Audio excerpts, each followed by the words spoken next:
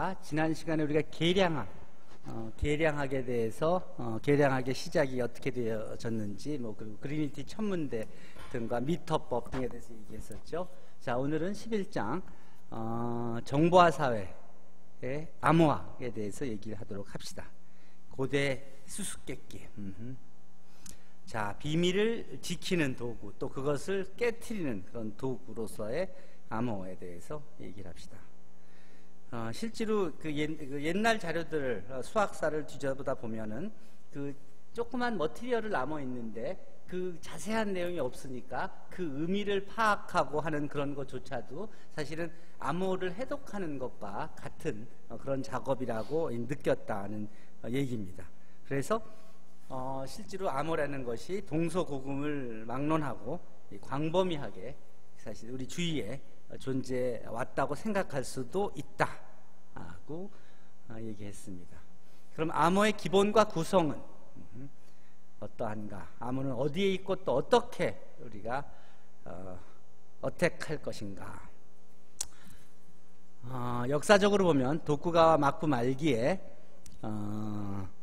무사조직에는 첩보나 정탐을 행하는 감찰부서가 있었는데, 이 부서의 역할이 주로 외부의 움직임이나 정보를 탐색하는 것을 임무로 했습니다. 일본의 육군 나가노 학교는 이게 스파이 양성하는 학교인데, 또 그리고 미국 국무성의 CIA, 또 구소련의 KGB 등 거의 모든 국가나 사회 집단에는 이런 조직이나 기관이 존재합니다. 우리나라도 국가정보원이 바로 그런 역할을 하고 있죠. 그리고 또 보통 회사에도 인사부나 또는 인사과 또는 감찰과 등등 부서들이 이제 비슷한 역할을 한다고 볼 수 있습니다. 이 조직에서 가장 중요한 일이 이제 외부의 암호 해독과 또 부서 또는 동료 사이의 비밀 유지로, 이전에는 미국이 일본과 이제 전쟁을 하기 시작한 후 1년도 되기 전에 미 육군 신호정보대가 일본의 암호 해독에 성공하면서 일본이 사용하고 있던 암호기 퍼플 암호기 B형, 이게 97식 영문자 인쇄기인데, 이 모조품을 이제 완성시켜서 바로 전쟁에 투입했다고 합니다. 이 시점부터는 이미 일본의 비밀은 모두 미국에게 읽혀지고 전략 전술은 물론이거니와 대소련 공작이나 평화 공작의 비밀이 완전히 상대방에게 읽혀졌으니 패전은 시간 문제였다고 볼 수 있습니다. 그래서 지금 현재도 정치나 외교, 기업, 통상의 모든 대외 전략에서 암호가 필요하고 또 실제 쓰이고 있습니다. 암호는 그 자체가 수학의 영역, 특히 이제 응용 수학의 한 분야라고 할 수 있지만, 사실은 수학 중에서도 가장 그 순수 수학에 가까운 그런 분야이기도 합니다. 특히 넘버 시어리는 이 암호 작성과 해독에 있어서 필수적입니다. 여러분들이 우리가 이제 보통 수학 퍼즐들도 사실은 암호 해독과 같은 비슷한 성격을 갖고 있는데, 예를 들어서 수학 퍼즐, 이게 복면산 문제라고 일본에서 아래 계산이 성립하도록 각 문자를 숫자로 바꿔라. 그러면 이게 암호법 하는 식으로 이제 이거를 문자를 이제 숫자가 되게 이제 이거에 대응하는 AM에 대응하는 숫자, 또 HO에 대응하는 숫자를 합치면 그러면 이 BOB에 해당하는 그런 숫자가 되게끔 그 AM과 다른 숫자, 또 HO와 다른 숫자, 또 BUB와 다른 숫자를 이렇게 대응시키는 이제 그런 문제들, 그런 게 복면산이라고 이제 그 계산을 하는데 그 숫자 대응시켜서 생각하는 그런 것도 사실은 암호 해독과 비슷한 구조를 갖고 있다고 볼 수 있습니다. 또 이것을 인수분해해라, 이런 것도 왼쪽 좌변이 이거라면 우변은 무엇일까, 무엇을 더한 거의 제곱이 이런 것이 될까 하는 식으로 하는 그런 식으로 추측하는, 그러니까 문제를 사실 푸는 것도 어떤 의미로 보면은 어떤 주어진 정보로부터 그 그 다른 의미를 이제 추적하는 그런 것이니까 암호 해독하는 것과 비슷하게 볼 수 있다고 보는 거고, 뭐 이 5x4 이렇게 이 렉탱귤라 그 표를 둘로 잘라서 정사각형을 만들어라 그러면 5, 4, 20이니까 2는 4 플러스 4, 4, 16 하면 4 플러스 16 이퀄 20이 되죠.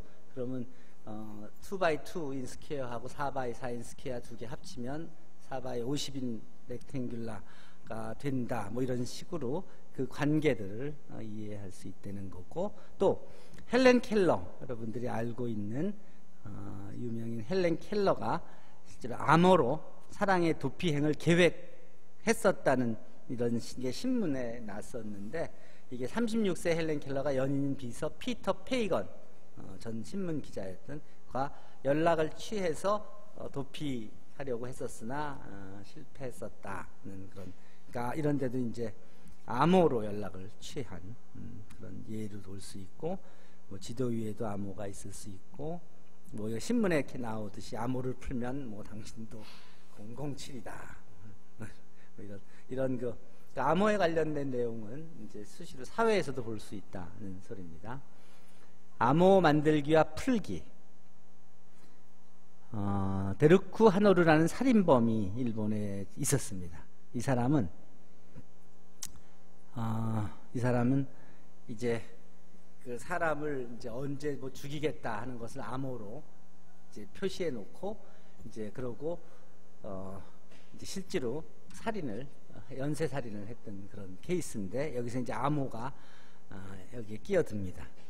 자, 먼저 퍼즐을 푸는 것 또한 일종의 암호 해독이라고도 할 수 있는데, 전 세계에서 일하는 암호 작성이나 해독에 관련된 연구원의 대부분이 수학자인 것은 아는 사람만 알고 있죠. 실제로 우리 여기 수학과 졸업생도 안기부에, 그러니까 지금 국가정보원에 그 취업해서 이 암호실에서 근무를 하는 사람이 있습니다. 그리고 실제로 그 대학원 과정을 다시 수학과에 와서 석사는 다른 분야를 했지만 박사를 암호실에 근무하다 보니까 이론이 필요해서 박사는 수학과에 와서 암호로 박사 과정을 마치고, 그리고 다시 직장에서 기여를 했는데, 어쨌든 최근의 범죄에서는 범죄자가 암호와 같은 범행 성명을 제시하는 사례가 많아졌기 때문에 그 대응책이 필요하다. 오래전에 괴인 21면상, 또 최근에는 사카키바라,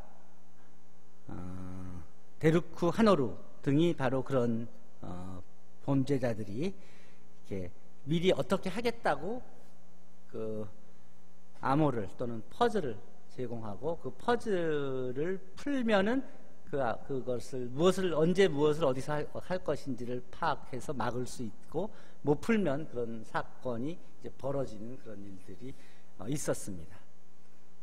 연령 미상으로 세상을 놀라게 하고 또 반응을 즐길 목적으로 저지른 범죄, 즉 사이코패스들인 그런 경우인데, 이런 경우에 이 범인의 윤곽은 물론 나이조차도 맞추지 못하고 실망시키는 예가 종종 있는데, 이런 문제들은 과거의 상식으로는 풀기가 어렵습니다. 그래서 이런 문제, 퍼즐일 수도 있고 암호일 수도 있는데, 이것을 해득하기 위해서 우리가 머리를 써야죠. 암호는 지키는 기술뿐만 아니라 장래에 종이 없는 세상, 페이퍼리스 월드의 필수 불가결한 기술이다라고 전문가들은 얘기하고 있습니다. 실제로 여기서 얘기한 이 술도깨비 장미라는 사카키바라라는 이 범죄자는 1997년 일본에서 일어난 사건인데, 사이코패스로 보이는 10대 소년이 범인이었고, 공식 명칭은 고베 아동 연속 살인 사건이었습니다. 미리 범행을 하겠다고 알려주고, 그러고 아동 연속 살인 사건을 벌인 경우입니다.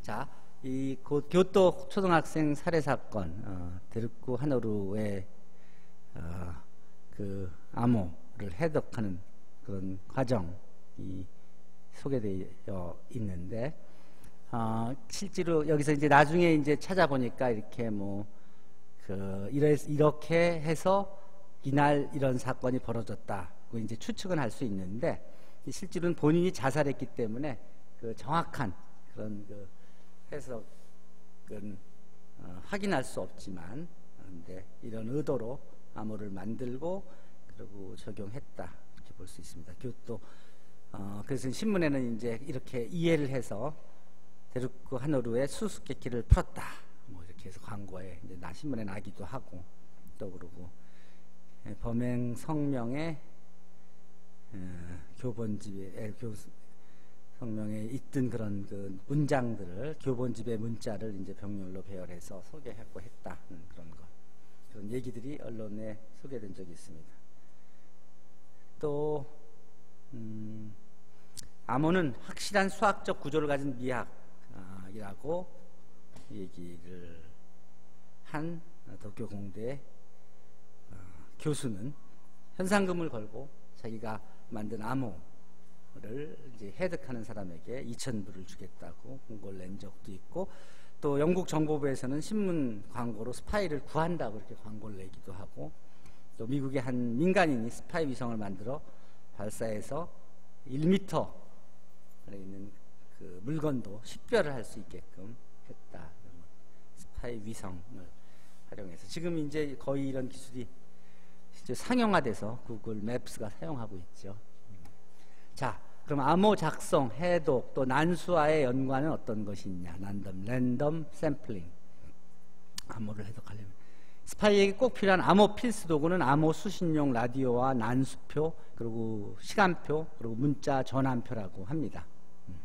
이게 전통적인 그 스파이들이 이제 우리가 옛날 영화에서 보면 북한에서 온 간첩이 라디오를 켜고 숫자들을 받아 듣고 그거 갖고서는 이제 난수표를 찾아가지고 그래서 이걸 문자로 전환해서 그래서 해득하는, 그게 이제 전통적인 그런 암호였고, 옛날에 그 이집트 시대 때는 이제 원통에다가 이제 글자를 쓰고 그러고서는 그걸 휙 돌려가 몇 단계씩 돌려가지고 흔든 거를 이제 보내주고 그걸 전달시키고 받은 사람한테 이제 어떻게 역변환시켜서 해득하라고 알려주면은, 그러면 가져가는 사람은 무슨 내용을 가져가는지 전혀 모르고 중간에 누가 봐도 그게 무슨 말인지 모르지만 받은 사람은 그 받은 걸 갖고 역변환을 시키면 그러면 순서가 제대로 배열이 되면서 메시지가 전달되는 그런 걸 쓰기도 했죠. 자, 어쨌든 오른쪽에 암호문의 작성법과 해독법의 예를 몇 가지 제시하고 있는데, 일명 카이사르 암호라고 부르는 치환 암호와 같이 문자를 한 자리 이동이라는 열쇠가 결정되면 작성이나 해독이 쉽습니다. 그러나 사전에 이런 경우는 열쇠 키를 미리 알려줘야 하는 결점이 있으니까, 그러니까 가져가는 사람이 있고 또 저 사람한테 따로 메시지를 보내야 되기 때문에 이제 그 과정에서도 또 그게 정보가 누출될 수 있으니까 위험성이 있는 거죠. 공통의 암호에는 규칙이 필요하기 때문에 여기에 난수표가 필요한데, 이 작성하는 쪽은 난수표만으로 충분하지만 받는 쪽은 그것으로도 해독을 이제 못하는 경우가 못하지요. 그래서 그렇기 때문에 공통의 난수표를 준비해서 암호문 처음에 이제 몇 쪽에 몇째 줄부터 시작한다라는 이제 지시를 주어서 서로가 코드를 맞춰놓고 그러고 난수표를 사용하는 그런 규칙을 서로 공유하게 되는 것이죠. 이렇게 점자들의 의미들을 이런 것도 암호로 이해할 수 있고, 또 이게 본래 암호는 아니지만 아마추어들이 사용하는 이 수기 신호, 이렇게 무슨 깃발을 서로 가지고 그리고 의미를 전달하는, 또 무선 통신, 이런 점자 등 이런 것들도 마치 암호와 같은 식의 규칙을 가지고 정교하게 구성되어 있습니다.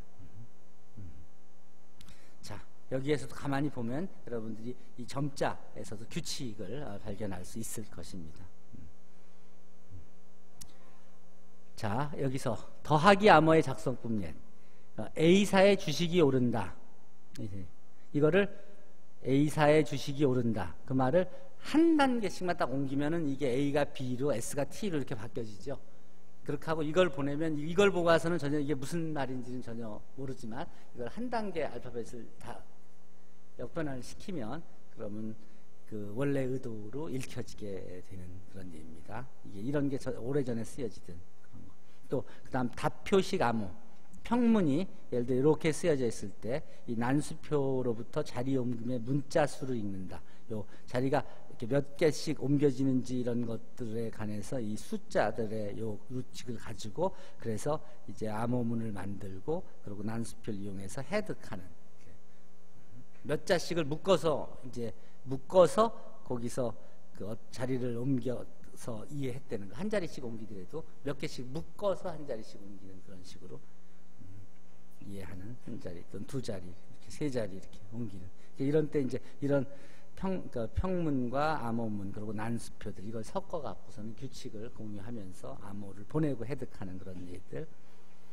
이게 실제 예를 잡으면 1980년 자위대에서 일본 현역 육군 장군이 소련 스파이에게 보낸 것과 그걸 해득한 그런 내용인데 암호 전문은 이거였고 난수표의 숫자는 이거였고 해독한 숫자가 이거였는데 이게 변환된 글자를 보면 이게 전월의 뭐 이런 식으로 난수표를 이용해서 이해가 돼서 그래서 암호를 그러니까 정보를 빼돌린 그런 예입니다.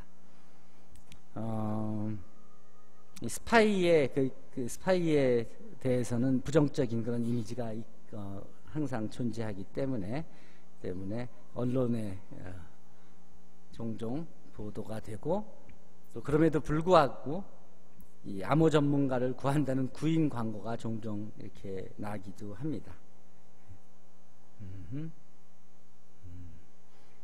여기서 이 경우에는 암호 전문가를 구하는데 그 어떤 사람을 원하냐면 해커에게 지지하는 정도 실력자를 구한다. 상금은 없지만 명예는 주겠다. 실제로 그 암호의 종류도 입소문과 신용근거의 도난 이런 예에서 보면 지하철에서 너 취직했니? 어디에 취직했어? 그런데 너 근무한다는 그 회사가 곧 도산될 거야. 뭐 예를 들어 이런 식으로 얘기를 하는 소리를 딴 사람이 듣고 옆에 바로 주위 사람들 자기도 거기 은행에 무슨 돈을 맡겨놨을 수도 있으니까 그런 사람들이 돈을 빼면서 다른 사람한테도 거기 망할지 모르니까 빨리 돈 빼 하면은 그런 식으로 소문이 갑자기 나서 실제로 그런 그런 회사가 큰 위기에 빠지는 경우도 있었습니다. 이렇게 어떤 정보를 흘려서 입소문을 일으키는 사람이 있는데 이런 것을 마케팅 기법에 접목한 것을 입소문 마케팅이라고도 합니다. 암호와 같은 속삭임을 이용하여 입소문으로 정보해 간다. 근데 이게 요즘은 더 말루 정도가 아니라 지금 SNS 등을 통해서 한순간에 세계의 모든 정보가 순식간에 확산되고 하기 때문에 이 정보 관리가 상당히 중요해지고 있습니다. 신문에 보듯이 요즘 시대는 정보의 홍수 시대고 이 정보와 암호는 언제나 밀접한 관계가 있습니다. 뭐 결혼 정보, 뭐 정보의 홍수, 정보를 흘린다, 불법 복제 방지, 유출, 뭐 정보통신주, 개인 신용 정보 보호, 유전자 정보 등등 이 언론에서 지속적으로 우리가 볼 수 있는 그런 관련된 얘기입니다. 실제 이 암호에 관해서 얘기를 하면서 아까 옛날 정보하고 암호의 얘기를 했는데 일본 최초의 이 만화라는 걸 이제 일본 최초의 만화가 조수희화라고 해서 새하고 조, 수, 짐승들을 하는 이 희화 이제 만화죠. 그러니까 이 이제 그림만 있으니까 이 그림 속의 수수께끼를 이해하는 거. 여기서 소개하는 일본의 조수희화에서의 그 새와 짐승 그림은 예로부터 익살스럽고 세속적인 주제로 일본인들이 좋아하는 이 이제 그림인데 이것이 일본 만화의 시초라고 여겨지고 또 중요한 문화유산으로도 여겨지고 있습니다. 제작 연도는 불분명하고 현존하는 4권이 있는데 그 모습이 그 처음 모습과는 많이 달라 있어서 원래 도대체 이걸 그린 사람이 도대체 어떤 의도로 이 그림을 그렸을까를 이해하기 위해서 노력들을 많이 했는데 어쨌든 이게 오랫동안 잘 보존되어 오다가 교토에 있는 고산사라는 절에서 절이 1547년에 불타면서 일부는 세워지고 떨어져 나가고 그 위에 몇 번을 복원하였으나 종이의 이음새에 상처가 나고 또 얼룩이 있고 해서 500년 이상이 지난 현재도 그 내용이 정확히 무엇인지 밝히는 것이 거의 암호 해득에 가깝다고 했는데, 어쨌든 아직도 일본인들은 자기의 문화유산이니까 이 두루마기 그림의 도대체 의미가, 진정한 의미가 무엇인가를 이해하려고 한다고 합니다. 이게 그 그림입니다. 12세기의 고산사에서 나온 이런 것인데, 이런 이게 새와 짐승들의 그림. 여기서 도대체 무엇을 제대로 전달하려고 했던 것인지를 이제 이해하는 그런 것들도 암호 해득과 마찬가지로 어려운 일이었다고 얘기를 한 걸로, 이 암호, 현대 암호와 또 암호의 시작, 이집트에서의 그 단순한 암호, 또 그러고 2차 세계대전까지 쓰던 그런 그런 암호들, 그리고 지금은 이제 여러 가지 양자 암호들이 연구되고 있고, 그리고 우리나라에서도 그거를 다루기 위해서 그동안 액티브엑스 사용해서 하는 그런 공인인증서 뭐 등등, 그게 이제 시대에 뒤떨어져서 그 다음 단계로 넘어가는 단계에 있고, 외국은 이미 다 그 다음 단계로 넘어가 있고, 그보다 또 한 단계로 높은 이제 퀀텀 컴퓨팅에 기반을 둔 그런 새로운 암호 시스템에 대한 얘기를 하고 있죠. 실제로 이제 이산수학, 지금 입문 1학년 학생들이 배우는 이산수학에 보면은 한 챕터가 이제 암호에 대한 내용이 있고, 거기서 RSA 암호, RSA 암호가 이제 지금 쓰고 있는 그 공개 암호의 표준이라고 해서 그 알고리즘을 간단히 소개하고 있습니다. 어쨌든 우리가 알게 모르게 우리 주위에는 암호들이 오래전부터 개발돼서 사용되어 오고 있고, 또 새로운 시도들이 개발과 또 해독하려는 시도들이 진행되고 있고, 그리고 여러분들은 그런 환경에서 살고 있다는 것을 얘기하고 있습니다. 특히 여기서 간단히 언급했지만 그 암호의 기본적인 백그라운드는 수학이고, 수학에 가장 가까운, 오히려 순수 수학에 더 가까운 그런 분야가 바로 암호론이다 하는 얘기를 하고 있습니다. 자, 이상 암호론에 대해서 궁금한 거 있으면 질문하세요.